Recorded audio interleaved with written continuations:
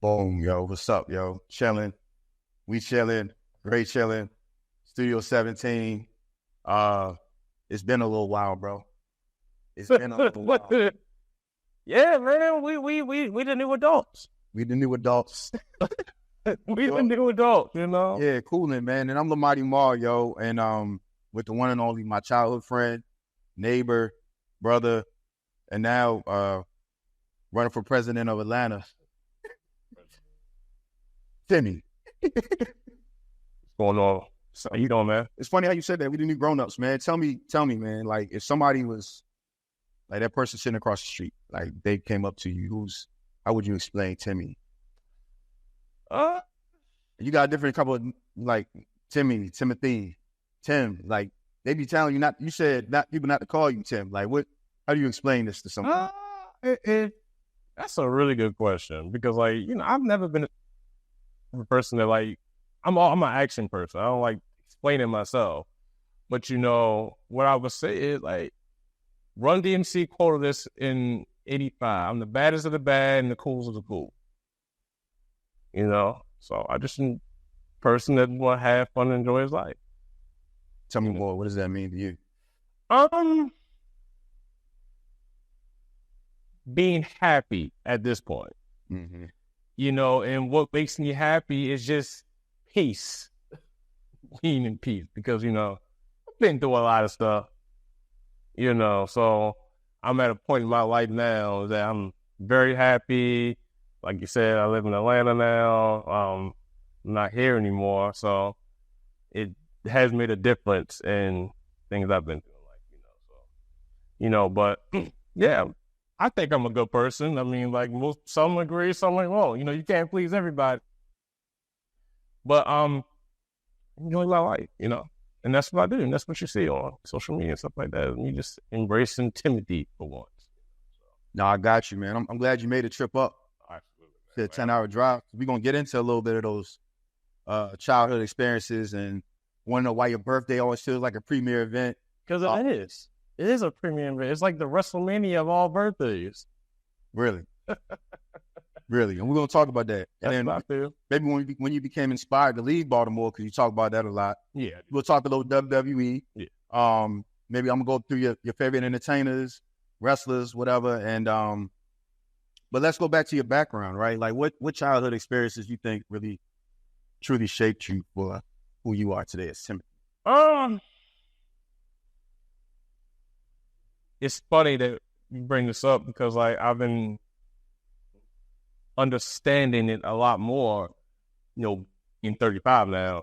And I had I'm sitting there thinking like, damn, I'm almost 40. So, I come from my parents, they were young when they had me, and I'm my grandma's boy. So I think in thinking about it now, it was just young people, because my grandmother had my mother when she was younger. It was just young people raising me. They did the best they could, and they didn't know better, So, in being raised by them, you just had a different experience, It was chaotic, as I see now, but I'm making it, What kind of lessons did you take from your grandma growing up?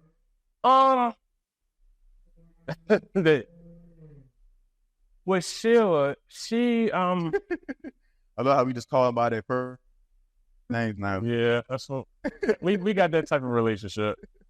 But she was always real. I'm talking like she's dead. She's alive and well.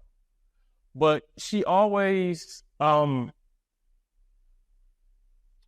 how can I describe what she always was real, and she always showed me. That's a really good question because I haven't even thought about it like that. Just keep it a buck and do everything you have to do. Do what you do. But I think they came from a life of survival. They didn't really show us how to live. They didn't know how to live. So I think that's kind of what I'm doing now, being 35, is living and not being able to survive. She had my mother at 17. She was out of the house at 17.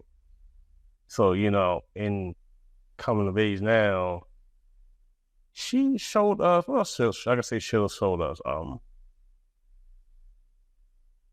Be respectful, have manners, how to keep your house. That's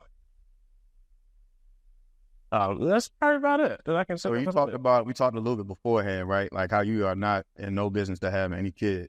Yeah. Right? Yeah, I'm not good on it. And why is that again? Because I enjoy my life. Yeah. I've gotten to a place because I was dealing with depression and all stuff, and I've gotten to a place where I'm okay. I like my life. I like everything about it. I enjoy it. I'm good. So I don't want to have, for lack of a better word, a burden. I don't want to have to worry about another human being because sometimes I can be a little reckless. And, you know, when you have kids, you have to prep your life around them. And for me, I like my life just being about me. I enjoy it. I can just do what I want to do. I don't have to put out any extra money. And a lot of these issues that I hear people talk about, finding babysitters, school, like all this craziness, worried about if they get fights in school and worrying about stuff like that. And it makes me think about, damn, we was really like that? You know, because these kids are different from us. But how so? I think we had things to do, and everything they do is in a tablet or a phone or a computer, where we was outside. We was playing basketball. We were wrestling. We were riding a bike. I mean, we did some crazy stuff too. Yeah. But like, it just seems like it's just different. And it's like, there is not a lot of respect there. And we have respect. Yeah. You know, like I said, we've done crazy things, but like the stuff they do, I was watching a video of it about some fighting a teacher, and I was like, yeah, I think I seen that too, where teacher just he had enough. Was it? Yeah. He had dreads, right? Yeah, like we wasn't doing Yeah, he had enough, and he threw chairs up. But you're right though, like they live in a new age now. They live in the it's completely different, and everything is done on the tablet. Man, like we didn't have that.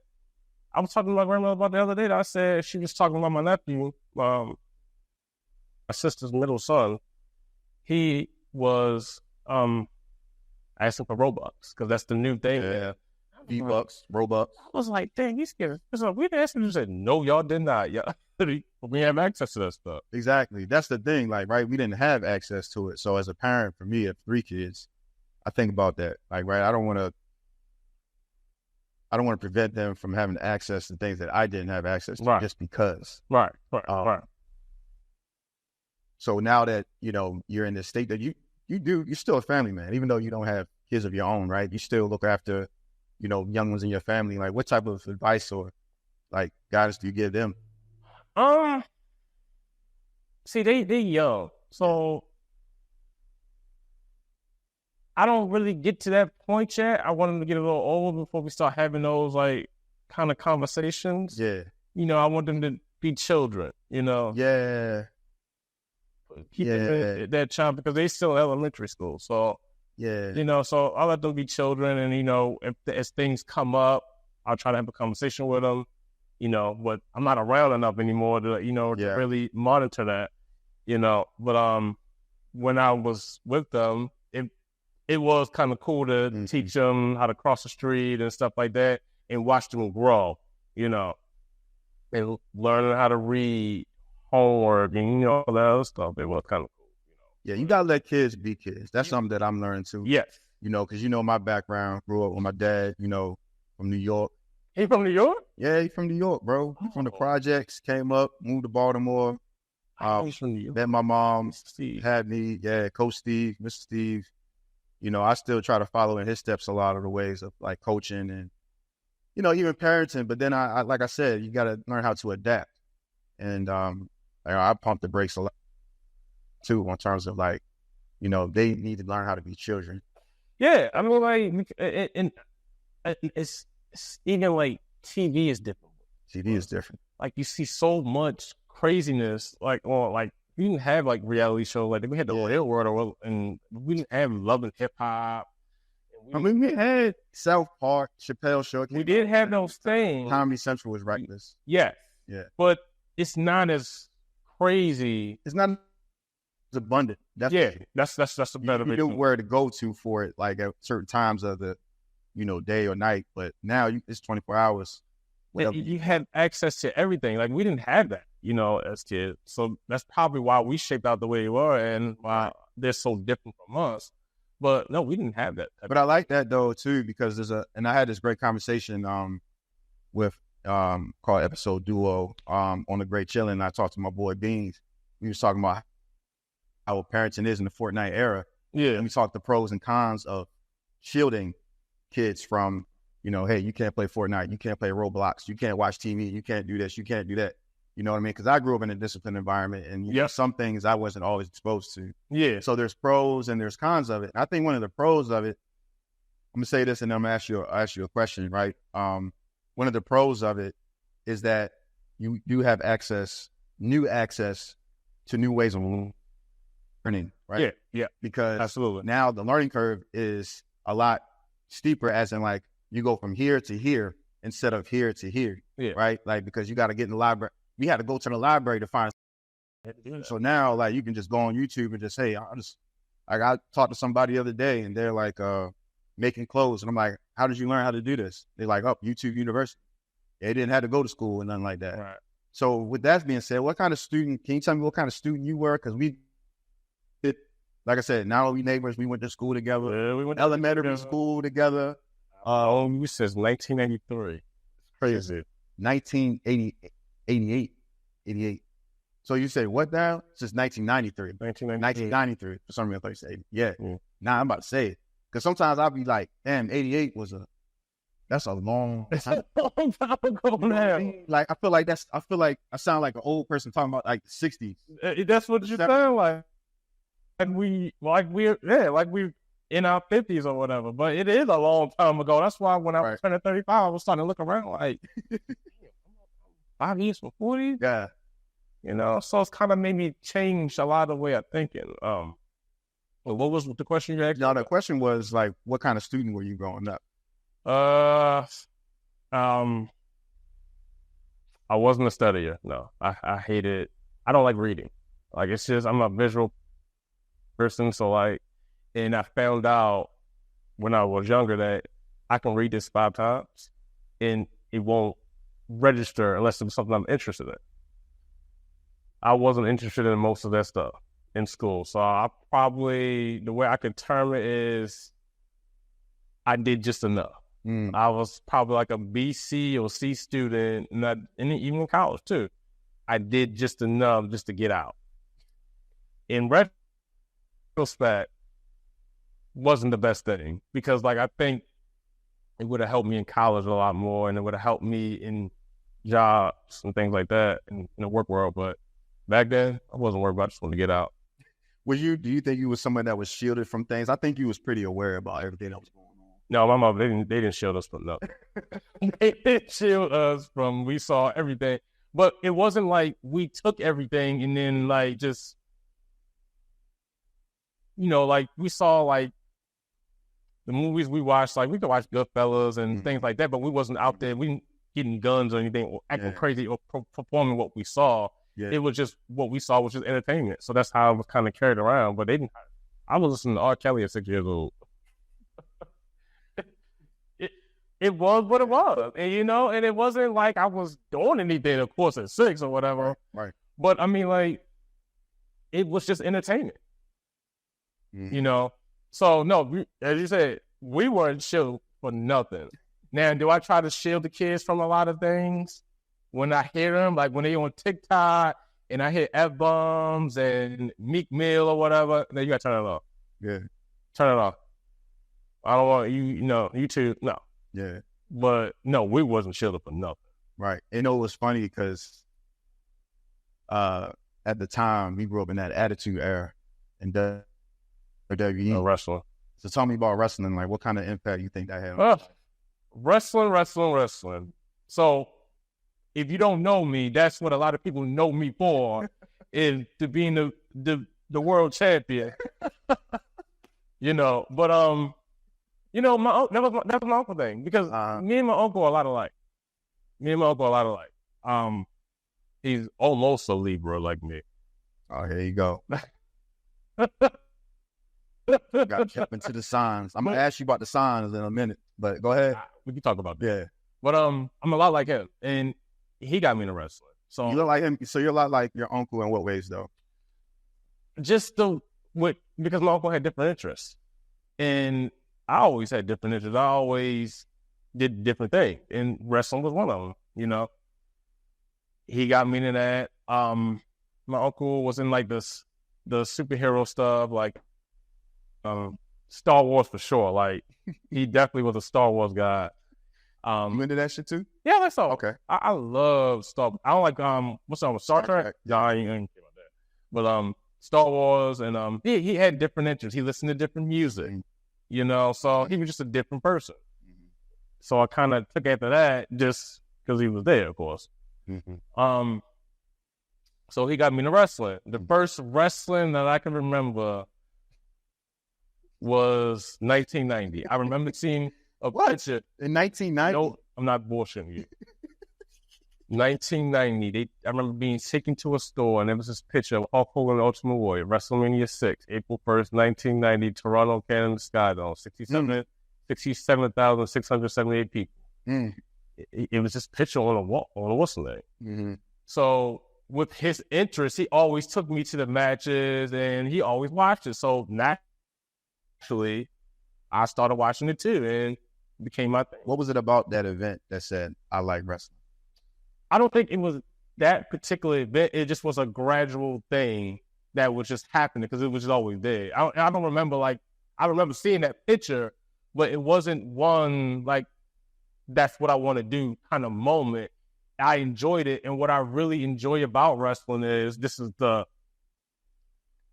act, essentially. Yeah. But the one thing I always enjoyed about it is the clothes. That's kind of where I get a lot of my fashion from. Mm-hmm. Some of the stuff I wear. I had a thing for stagecraft. So, you know, stagecraft is when they build the sets and stuff like that. Yeah. So remember when I was young, I would draw the logos and the sets and all that stuff? Yeah.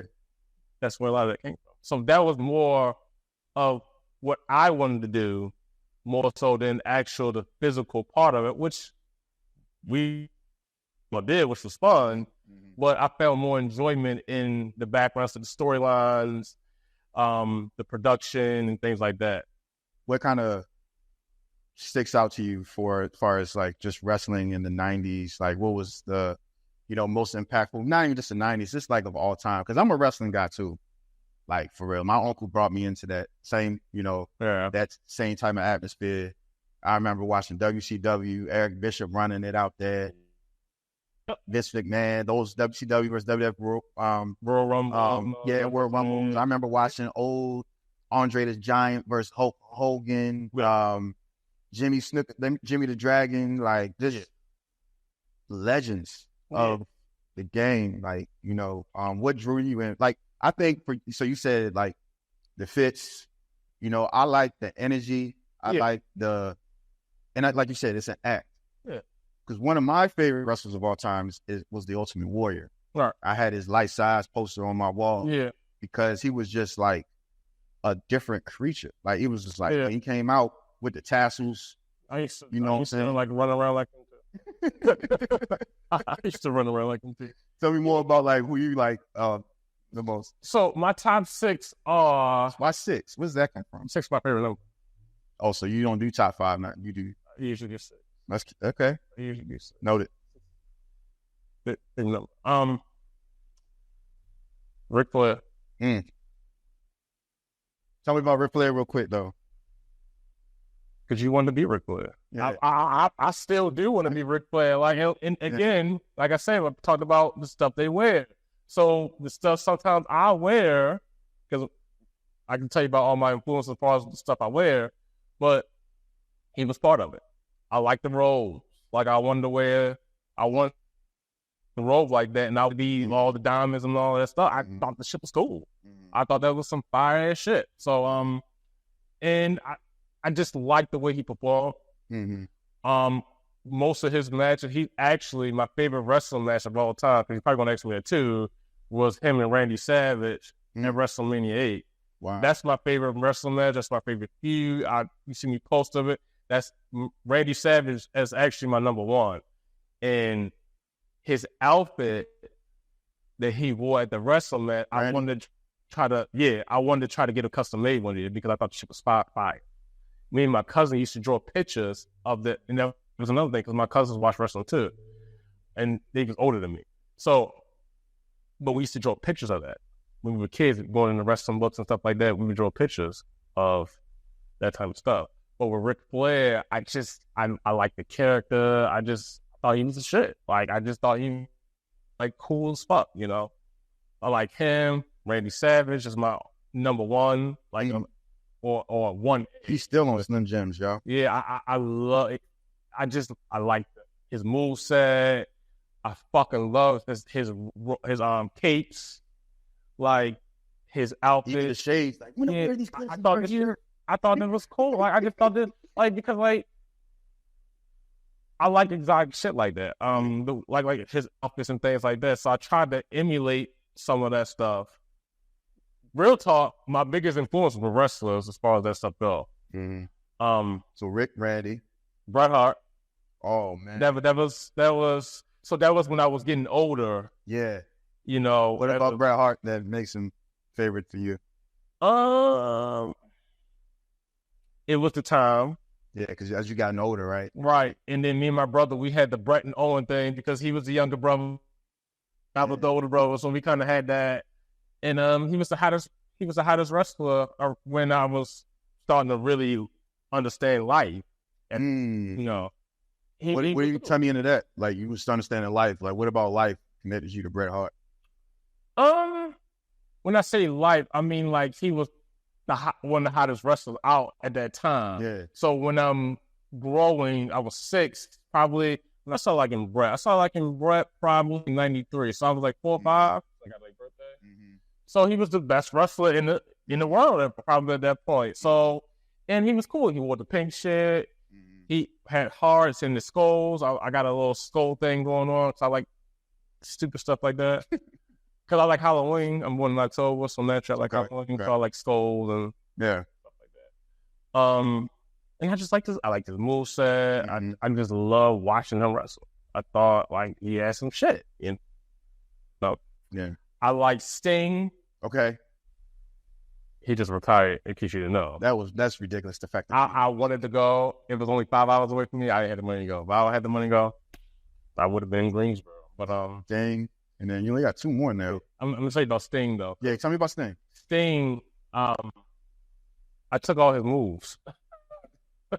Well, he had the sharp. No, not the sharp. It's the sharpshooter, but it's the Scorpion Death Fly, the Scorpion Death Drop, the Ring Wrestling, DDT, flying elbow, flying clothesline. Yeah, he used to drop through the rafters. Like, yeah, Sting was the shit.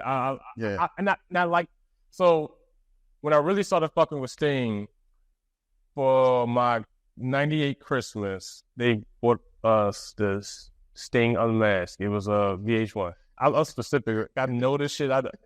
Yeah.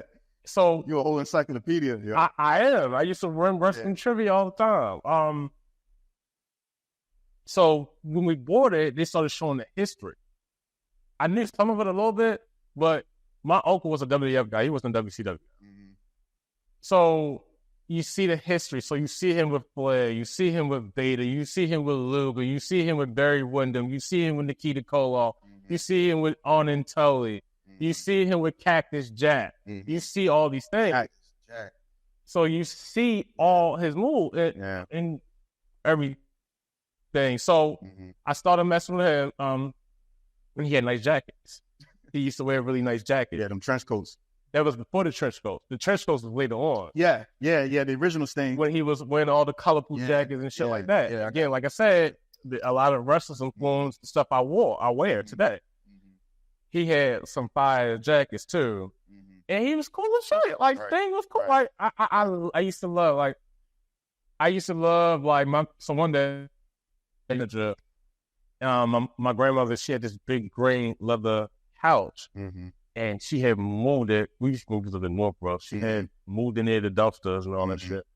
And I used to do the fucking Stinger Splash on that fucking couch. Right. Like, you see, he had like cool ass moves to jump off the top rope and stuff like that. So like, he was cool as shit. You know. So but then he became the Crow, which is when he started coming from the Raptors, wore the black and white face, and the trench coat, the bat. And he had that dark character, and I like dark characters like that. You know, I thought it was mysterious and fun and stuff like. Well, I don't want to say fun, but I mean, like it had a darkness to it, and I always kind of like that dark kind of thing. Okay, like the Undertaker. Yeah, kind of like his kind of character. Your top 6, or is he? Undertaker's not. That's wild.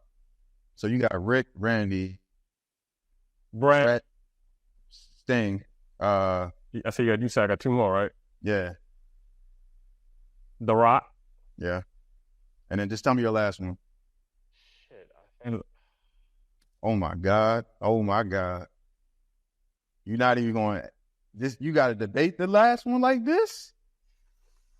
Because those 6. Go ahead. What was your last one? No, those 5 were like, but the other one,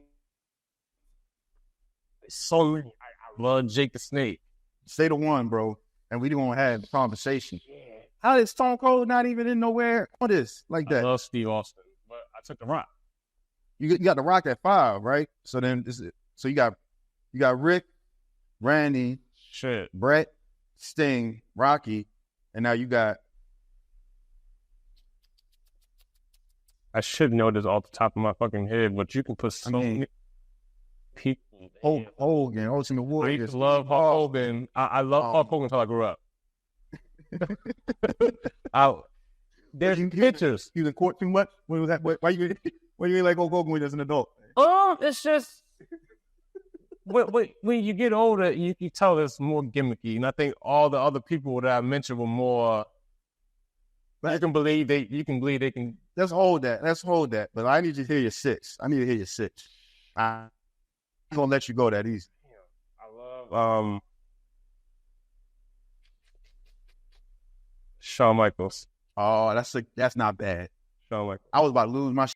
I'm like, I would put Shawn Michaels in. Because there's so many people I can put Jake, I can put Taker, Austin, Perfect. Jake been in bad shape lately, bro. Yeah, he was. A lot of these wrestlers been in bad shape lately, man. But I love, again, dark characters. Oh, okay. And he's a dark with the snake and all that shit. And he's another one that I really. But see, here's another thing too with me and liking some of these wrestlers is that there's certain times that I really, really like them. Mm-hmm. So like Undertaker, I loved him in '97. Didn't say I don't. That don't mean I don't like him like overall. Mm-hmm. But these particular years, it was the shit to me. Mm-hmm. Undertaker '97, Brett '97, Shawn Michaels '97, Sting 92. Flair 89, you know, Rock 98, 99. Yeah. You know, so a lot of that comes with that too. So with that being said though, right? Hulk Hogan, I mean, he took over for the era that he was in. Like I know you said as you got older, it was like it felt gimmicky. Yeah. Which I can understand. He had his time as a heel, with the NWO. Yeah. And then but he came back. I remember he was at the WrestleMania and he was like he kept pronouncing the name wrong. WrestleMania 30. Yeah, and he was in New Orleans. And then they had Stone Cold come out, The Rock come out. And he was correcting them and shit. Yeah. That was hilarious. Yeah. That's another thing about wrestling that doesn't get lost because people are so saying it's fake, shit, which it's not really fake. It's an act. It's choreographed. Yeah. But it's the entertainment value of it. And I always found it entertaining. Like I said, I always like storylines, and especially because as we got older. But that's how I feel like Hulk was the start of that. You know what I mean?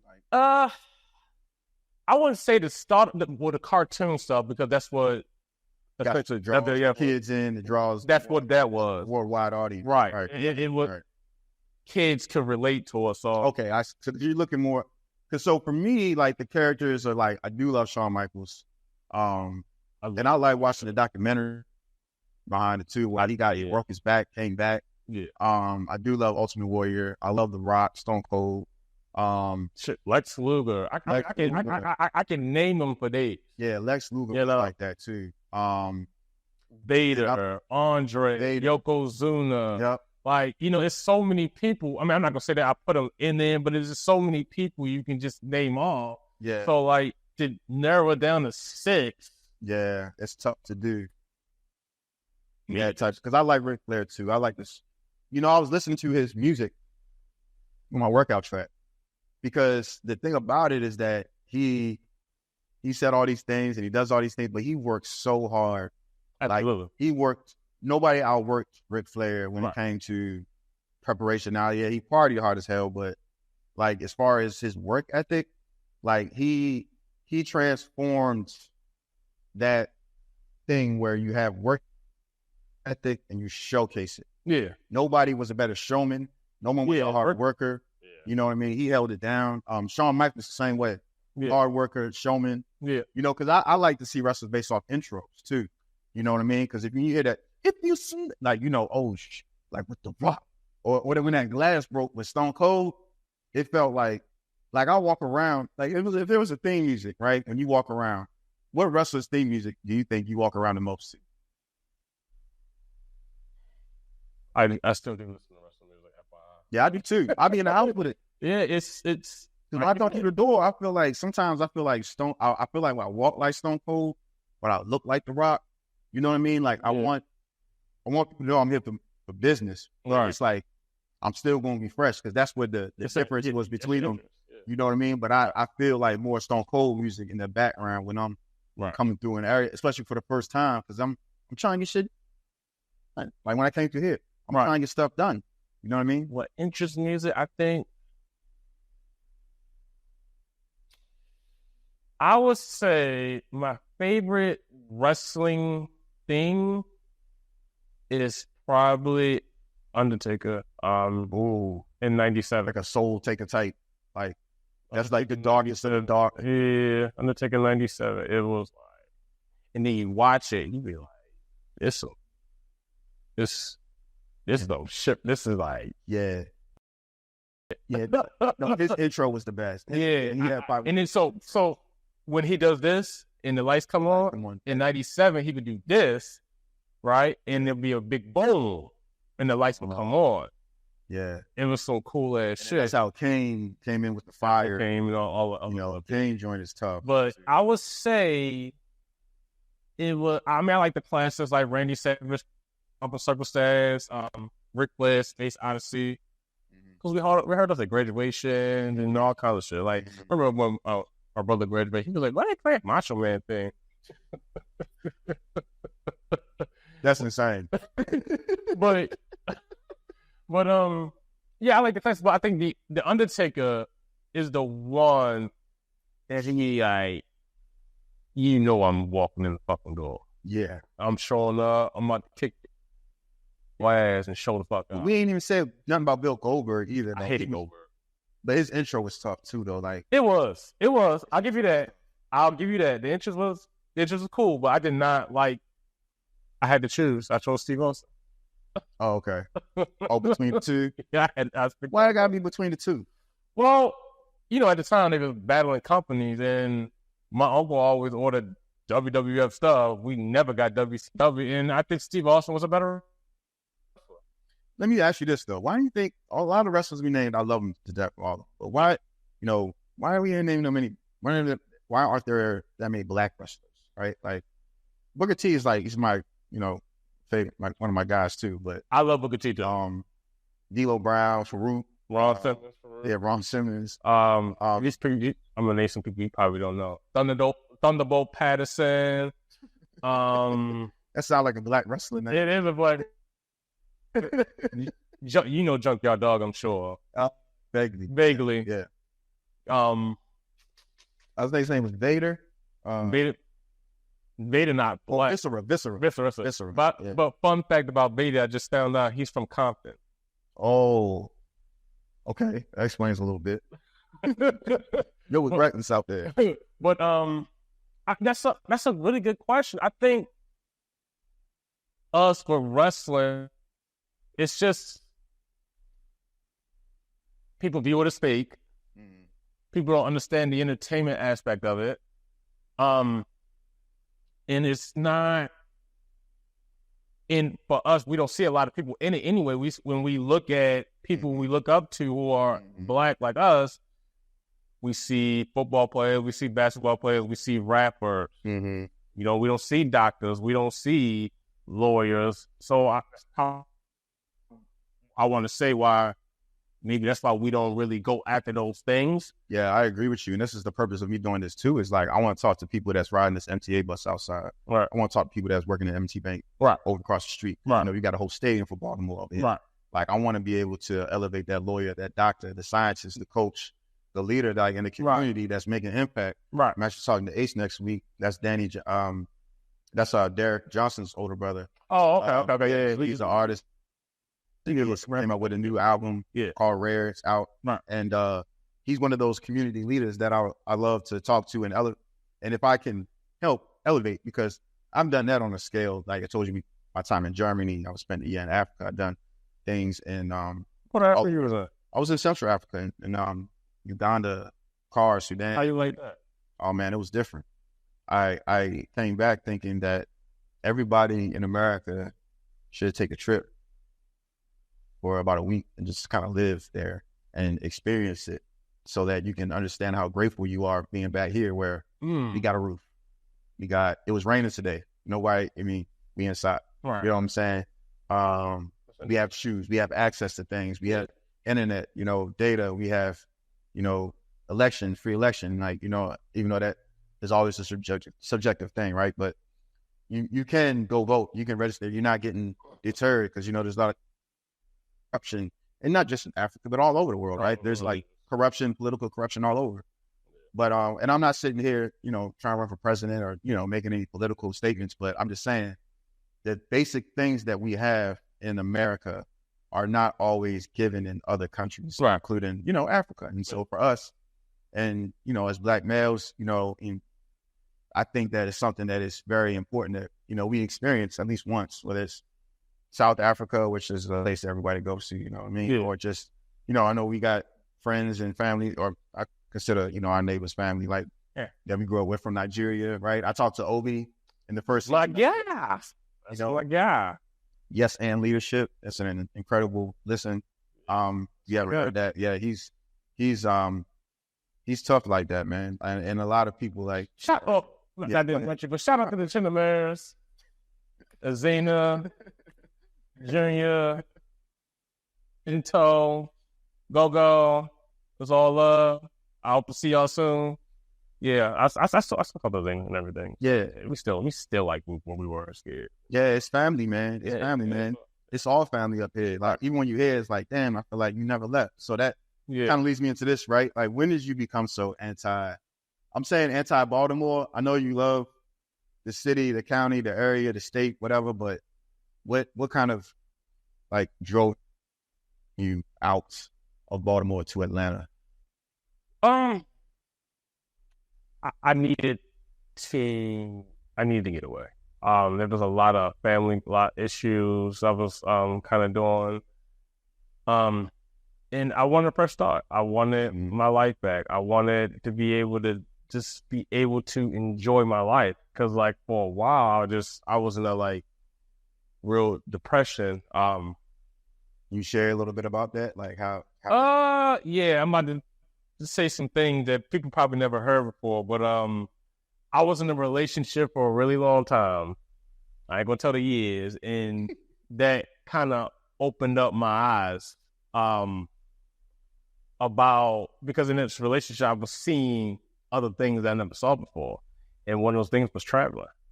Like, we didn't have that growing up. We didn't travel. We didn't do vacations like that. They just didn't have the means, So I started seeing the world. One of those places was Atlanta. Atlanta, a lot of people flock down there. So I didn't want to go down there because everyone flocks there. Everybody just said go to. I'm moving to Atlanta. Me personally thought Houston was, shout out to Marcus too, by the way. Houston was the place to go to for me. But Atlanta, there are people like us that have their businesses, so it's a better opportunity there. Mm-hmm. You know, so when I was thinking about moving with my ex, that was one of those things that we talked about.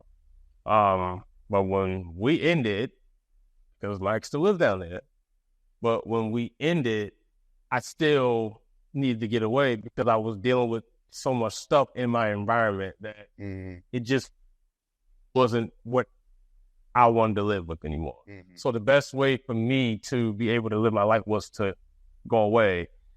And it's been the best decision that I ever made because in that process as well, I learned what peace was.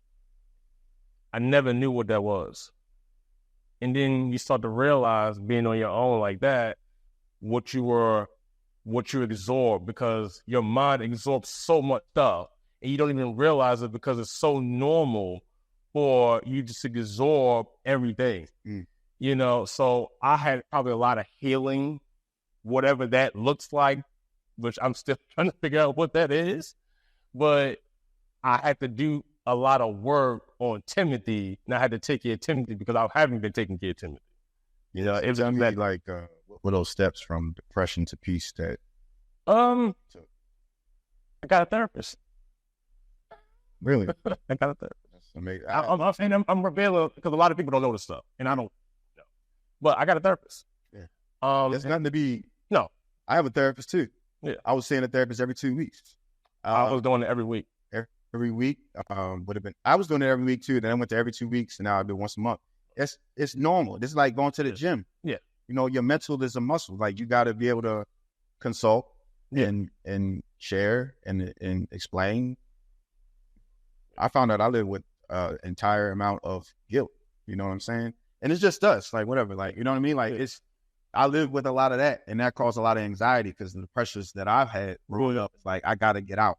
You know, I was talking to my brothers the other week, and I was asking about like what you learned about Baltimore, and their experience was a little bit different than mine. You know what I mean? Because they went to Parkville, but it was still about one thing, like, how do I leave? How do I get out of it? Like, survival way of not like, I'm gonna fight through 50 people, even though that is the case for some people. But for me, it was like, how do I remove myself from the situation to make a better life for the future me and family? I've learned a lot out here. It can make you tough. I haven't seen nobody else in the world like that, but that therapy thing is something that I think we should be a little more, as again, in our community and every community, you should be more open about. Like, it's just like seeing a trainer or seeing a teacher. You see a teacher for K through 12, you know, and then after that, you just, all right, you're on your own. Like, you know what I'm saying? Like, there's nothing wrong with seeking help. So I salute you for that. Well, I appreciate that. Thank you. I had to get, cause like, we've all made decisions, like, you know, so like, but there was a lot of things that even happened when I was a kid and things like that, that just kind of, because what I understand now is that you just kind of suppress it. And, you know, when you sometimes have your parents as do as I tell you kind of thing. So, you know, it's not really enough room to understand things, even though they have the best interest, but it's just, you don't know that. And, but it was a lot of things that I was carrying on from, because pretty much, like I said, I'm revealing some shit. Yeah. Cause like, and when I was miserable in Parkville. I was very miserable. I never wanted to go there. At the 9th grade, I was cruising. Like, I did not want to be there. Parkville, that was the high school you went to. Yeah, I hated Parkville. Yeah. You know, I had such a great Lock Raven, because I love Lock Raven. You hear me talk about it all the time. But Parkville, it was a lot of things that I just kind of, you know, people were growing up, and I never, I wasn't growing at that level. You know, my life was different. You know, so I hated it. Well, I just think that, like, you know how y'all was getting all girls and all that other stuff, and you was on the football team, and, you know, that it comes with a lot of things. And with me, because I'm not like anybody else. I understand that. You know, so I got labeled I'll say it.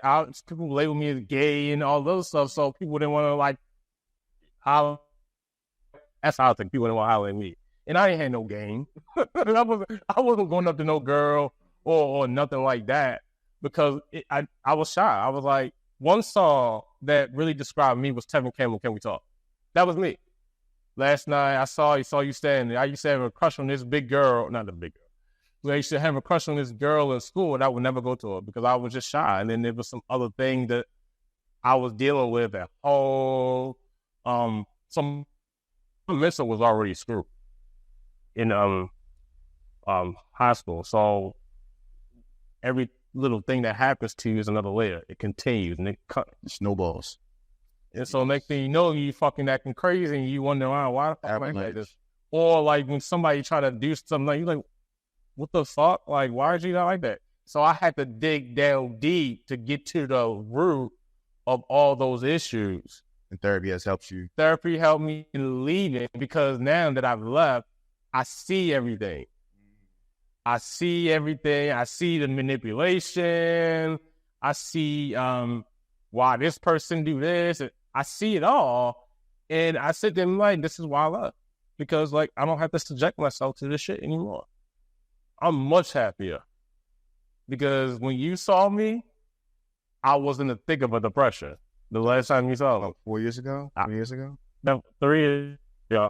I was in the thick of a depression. And then my grandfather passed away in 2022. Like 2 months after I saw, well, actually a month. A few weeks after I saw you, he had passed away, and I was gone 3 weeks later. I think that was like the icing on the cake, for me to go and, how do I want to term this? Be just fresh start. I needed that. I needed to be away. And another thing was because we're here, like, the houses and things like that. I always wanted to buy a house and things like that. Like the quality you get there, you're not going to get here, and at the time the cost of living was lower, but now it's up, but it's still like, you get a $300,000 townhouse here, you get a whole mansion for down $300,000. So it's still the same dynamic. The traffic is fucking ridiculous, but like, it was time for me to go. It was time for me to see things, see other things in life.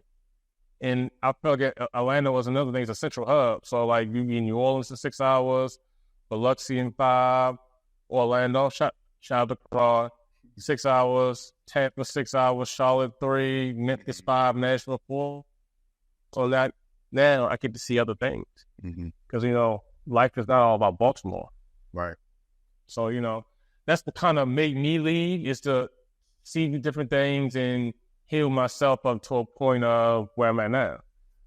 I'm like out of the depression. I feel like I still want to do some therapy just to check in, kind of thing. Keep a routine. Yeah, I would highly advise check in, like check in with yourself too. Exactly. That meditation is important. Yeah. Like I said, living with that type of guilt. And I had some stints of like,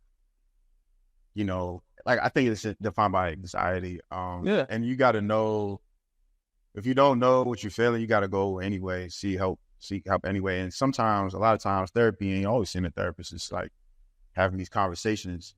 Right. Like, I had a conversation with so-and-so and then like something flipped. You know what I mean? Because I'm driven by people too. Yeah. If I decide to go work out, like I will work out a lot more if I have a partner versus like by myself. I'm gonna just sleep in a little bit more. I hate going out by myself.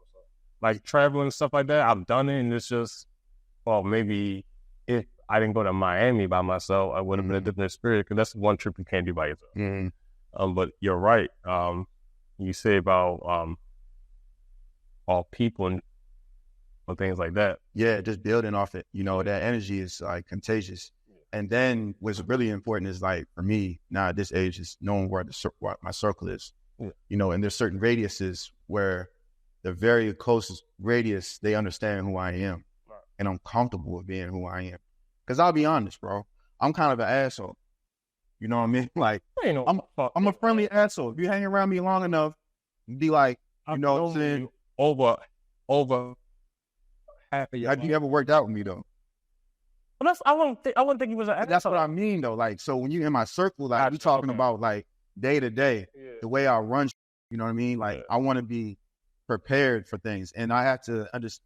I understand who I am. Like I'm a friendly asshole. I'm not a prickly asshole to be like, you know, get from around me type shit. I'm more of a like, yo, like Kanye, right? They look at him as crazy and stuff like that a lot of times. But as a leader, you are going to have some type of, because when I'm leading hundreds of troops in overseas in Germany, it's just me. And there's times where like, you know, I've lost my grandmother, I've lost family members, and I wasn't able to go to funerals. I wasn't able to go to weddings. Like at some point that starts to bite. At the moment, you like, you know, you're a little sad, like whatever.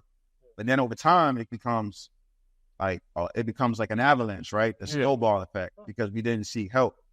And I am very, very comfortable with like how I conduct myself, where the criteria is to be in certain circles. Yeah. You know, and I appreciate you for making this trip up here. That was crazy. And even to sharing, you know, those vulnerabilities, because I see that as like being authentic and being real, because we are not as tough as we think we are. Like, right. You know what I'm saying? Right. And you brought up something else that I've never really talked about is my anxiety. I used to have panic attacks and split like Raven. Wow. Nobody didn't know that. A lot of people don't know. What was the lead up to that? What was the cause of that? No? I don't really know. Yeah. I don't really know. That's a really good question. I don't really understand. I just would like I remember the time in Spanish class, I had a fucking panic attack at the presentation. And it's so crazy. And to this day, I still deal with the anxiety shit, and I do karaoke. Like, and I'm dancing, and I'm doing all that stuff. You have a nickname. You have a nickname, don't you? Dallas Maximus. Where the come from? I always like the name Dallas. Right? Where's that come? Is that a wrestler from because there's no, it wasn't a wrestling thing. I just always like the name Dallas. Dallas, and what was the last part? Maximus. Dallas Maximus. So Maximus came from, at the time I was driving the Maxima. Oh my God. So you named yourself after the vehicle. Essentially.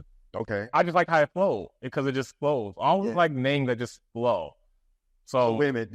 So is that a name you gave yourself, or is that a name that nobody gave me that? You were self-proclaimed Dallas Maximus on karaoke? I came up with that. Is there? Could you tell me, like, is there a song that you do? Is there a club? Was there a night when you? Y'all know what song that Dallas Maximus do? Genuine Pony. Because here's another thing. Here's another thing about me that you're gonna learn about me today.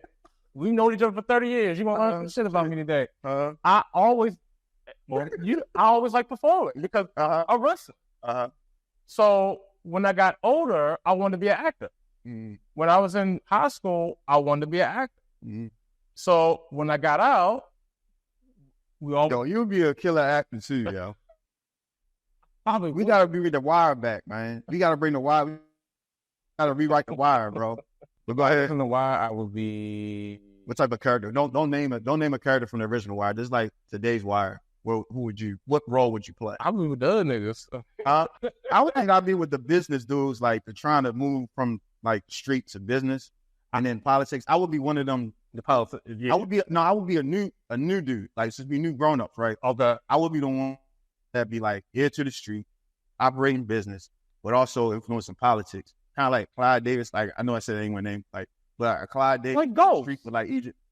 But no, Ghost was a little too. We talking about power now. Ghost was a little too fake. Like he wasn't trying to really leave. He wasn't really trying to enter one area and leave another. And then he had his kids. He kept talking about like, oh, I'm you go to college and stuff. But you setting a horrible example.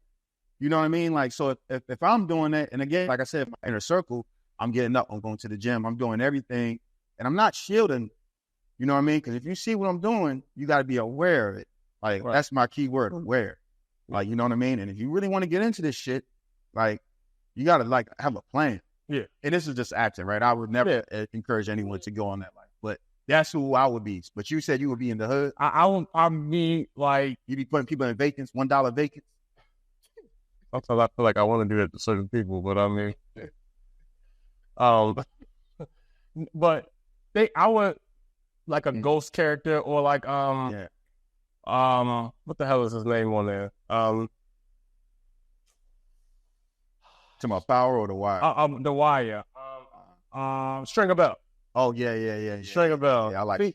Yeah, I like The way he kept himself, the way he carried himself, the way he was running shit. Yeah. Like, he that nigga. Yeah, I want to be a powerful Clyde Davis. You know what I mean? So like, I thought he was cool.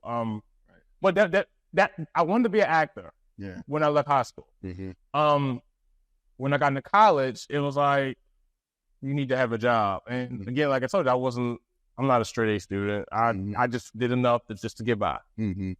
And after a while, I kind of started realizing that I like the production stuff. So I was going for computer information systems. Highest grade I got in programming was a D. That shit ain't for me. That shit was not for me. I had CCBC. I had this, please nobody take this the wrong way. I'm not disrespecting anyone who are foreigners or from other countries or anything. Man, ain't nobody worried, man. Good on. I'm just saying though, like I don't want to say nobody. We great center. It's a gray area. Right. It's a gray area. Yeah. I'm not good with assets. Like he was Assets. I want to see his career. Accents. Okay, accents. I'm sorry. See, you got an accent. We all got, But like, they have a big accent, and he telling jokes and he laughing himself and everybody in the class looking at each other like, what the fuck are you talking about here? Yeah. And it's horrible because a computer's in front of me. So I'm going to be looking up fucking when Hugo Boss got a sale or when Express got a sale or on MySpace at the time or stuff like that, So I just couldn't do it. So that's when I started. I only programming. I'll do project management. Mm-hmm. So that's how I did that. And then I put the production stuff on the side. So yeah, I wanted to be an actor. But I still can do it, bro. I think I'm ready to be in the production side now. You still can do it. Hey, I need some help. You see me coming in here with his bags and lights, and I could use a production team. Like, I like that stuff better. That was more my thing than being out in front. Like I think like for me, I'm the most like you call yourself. I'm a friendly asshole. You're a friendly asshole. My peers. Me, I am. How should I turn this? Like I like people, but I don't like people. I like being out there, but I don't like being out there. Right. So I like performing and doing karaoke and stuff like that. And that's how I got into it because I was doing the production stuff, and I wanted to do because I listen to old school music, and I wanted to do music videos. So I wanted to do music videos for the Isley Brothers, Footsteps in the Dark, Isley Brothers, Voyage to Atlantis, Michael Jackson, Dangerous. It's some R. Kelly songs on his album that I thought this would be a good music video, and I got a good idea for it. That really, as I'm thinking about it, that started in high school, but I didn't understand the magnitude of it. But that's what got me into that, and that's when I started performing. Doing karaoke and dancing and all stuff because I like that. I always like doing stuff like that. So closing out here, a few more things because you mentioned all those songs and how you like performing and acting. Your birthday has always felt like a premier event. WrestleMania. Your birthday is like WrestleMania. Part of the countdown. Tell me more. Because that's the only day I get out the year. That's the only day. I'm not a father. I'm not a grandfather. I'm not anything else. I'm not in anything else. I don't get any other day. So that's my dad. Yeah, I've always been following, your stories, man. I'm like, oh man, when October come around, I'm like, this dude about. You weren't the first person that said they need to. This dude. Yeah, I mean, like because like that's the only day I get it. That's the only day I want. I just want my birthday, and that's it. Is there a world where every day, or once a week, or once a month is like you feel that same birthday energy, or is it just have to be that day? It's a really good question. Like, is it something that you're working towards that when you achieve it, it's going to feel like your birthday and it's like, it's that thing? Or how do you create this environment? Because we talked about depression to peace, right? And taking those steps. How do you, because I feel like, again, when I walk around, I got the Stone Cold music in my head and the rock flair. Yeah. And I feel like reflect, like, you know what I mean? Like, even when someone thinks I don't, because it's here. Right. And that friendly asshole is really somebody that, like, you can trust. Right. And I say that, the a-hole part, only because I want people around me that way. I want people to say, hey, man, you're wrong. I want them to say, why do you think that? I want them to explain. Don't just say that. Have a reasoning behind it, because it's about accountability. So I will call people out, you know what I mean? And then I will also call, man, don't worry about that. That's sweet. Like you talked about, like, you are who you are, bro. Like, you know what I'm saying? You got fashion, you got swag, you've accumulated this style and this type of, like, approach for years. Yeah, because a lot of it was because I was different. Right. I wasn't. I ain't had no game back then. Like, what? Me trying to talk to somebody, and then my teeth was fucked up. Oh, I felt like they was fucked up. People say, "Oh, no, they wasn't. This teeth was all back in." So, like, what would energize you to celebrate your birthday, like, more than just one day?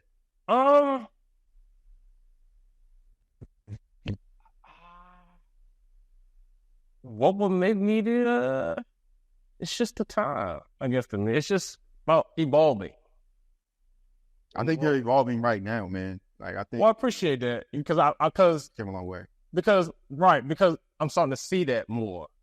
And when I was dealing with my depression, because honestly, I've been depressed for years. I was depressed for years. I just didn't know I was depressed. But I see it, and yeah, I do celebrate it. And it's like WrestleMania to me. Yeah, so I got to get my nice outfit. I'm gonna do a countdown for my father's birthday, August 28th. That's 50 days. My birthday, and I'm gonna play whatever music that was 20 or 30 years before. So everybody probably don't pay attention to that, but every year, because the 10 year starts my birthday, and it goes from October 18th to October 17th the next year. That's the 10 year. What's your zodiac sign? I'm a Libra. Let me ask you this question. This is a great chilling, and I like to think about it. Like I said, it's a safe place, bro. I'm nasty as a Scorpio, but I'm a lucky Libra. Oh, slow down. Slow your roll. Lil Wayne. All right. Shout out to Lil Wayne. He don't even You ain't wrong on this at all, man. It's a safe place, man. But I have this question I thought in my head. I try to think about, like, this gray area question. No right or wrong answer to it. But I want to ask you, like, do you believe that zodiac signs shape people, or do you think people shape the sign? And I felt like halfway through the question, you knew where I was going with it. Yeah, I know. I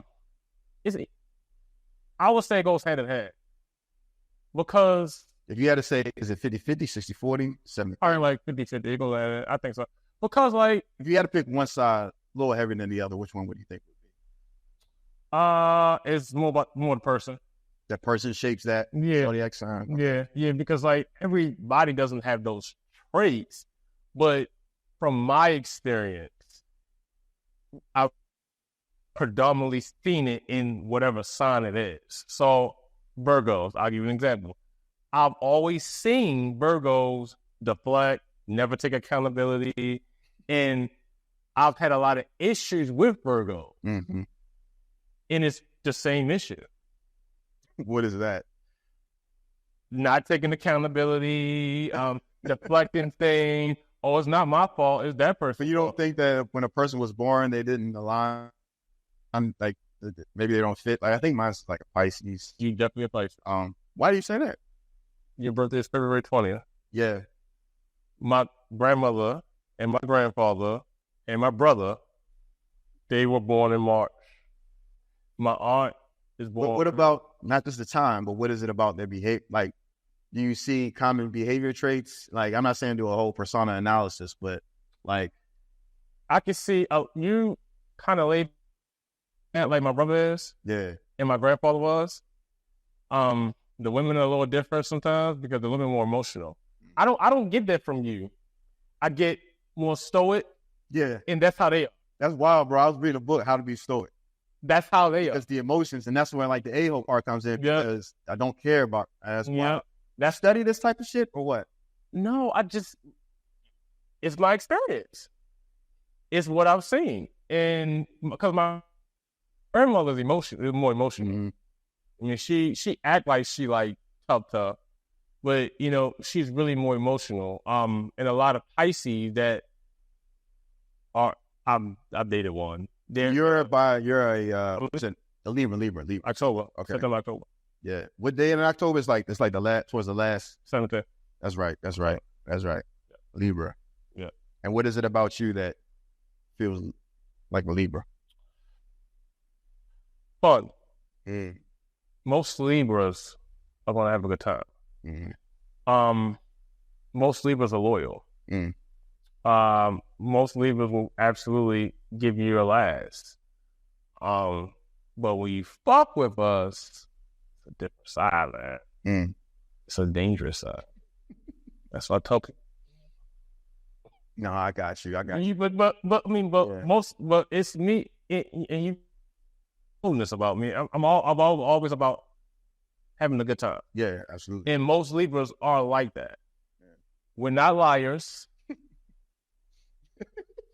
That's what our reputation is. No, we're no liars. Right. No, well, I mean, like, yeah, but I just want to have a good time, man. I don't like drama. I don't like fight. I don't like all that. I just want to have a good time.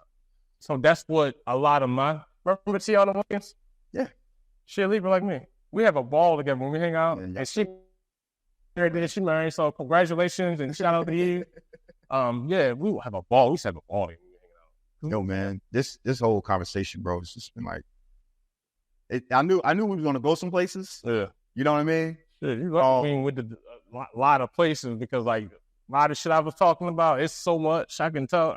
Maybe I'll write a book one day. No, you should. You should be a published author. You should go after your bro. Why not? Like literally, if you sit back and you think, why not? Or you go like, I'm gonna try as hard as I can to pursue things like acting or producing or writing. Or you know what? It's interesting you say that because for me, I don't want no sympathy. I don't want anything like that. Mm-hmm. So to me, this is just normal shit to me. You know, I'm accustomed. But that's how life should be, though. Right? Like you should monetize your life off of normal things that you do day to day. It should. That's how I think life should be lived. You know what I'm doing? As you write music. I ain't nothing like stopping you, right? Like you drove 10 hours up here to do this, so. I started writing music, and it's Libras and me. I'm a creator. I'm an art guy. Yeah, essentially. Yeah. So I used to love to draw when I was, as we talked about, me drawing the sets and the logo and all this shit, and the wrestling belts and all that shit. All that stuff I used to draw when I was a kid. And remember, I used to draw the clothes and all that shit and all that stuff. So I like designing shit. So like that's kind of where a lot of that comes from. And then writing music, it's another way to express. Yeah. You know, so that's a good point. I never thought about writing books and stuff like that. Yeah, it's just my life. This is amazing, man. Incredible. What else do you want to share, man? Like, you know, before we break, man. That I'm in a great place. And you know, follow me on my social. You got you, bro. It's always gonna be all right, people. No matter what you go through, it's always gonna be all right. And that's what I've learned over the years. It's always gonna be okay, no matter what you go through. The new grown-ups, it's gonna be all right. We are the new adults, man. And we talked a whole lot. My crazy ass is an adult. You know, I'm just like damn, I'm the adult now. Me? Yeah. You want to run it back, man. Baby. Oh, absolutely, man. We got to run it back. Bring a special guest in. Who you want to see next? – Remember Lakeisha Johnson?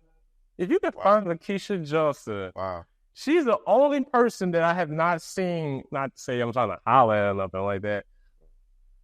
She was funny as fuck when we was kids. Yeah, she was. She was funny as fuck, yo. I think I saw her one day downtown when I was looking at her. I think everything she said was funny. She was funny as fuck. She never said something that was not funny. Right. She's the only person that just really fell off the face of the earth. Yeah, we'll do a search for him, man. But like, yeah, maybe we can get Karan. That's my guy. Yeah. That's my ride or die. Yeah, we can have him on. You know, we can do it, man. We can set it up. Cause I saw a lot of people. Yeah, for sure, man. I talk to Kevin.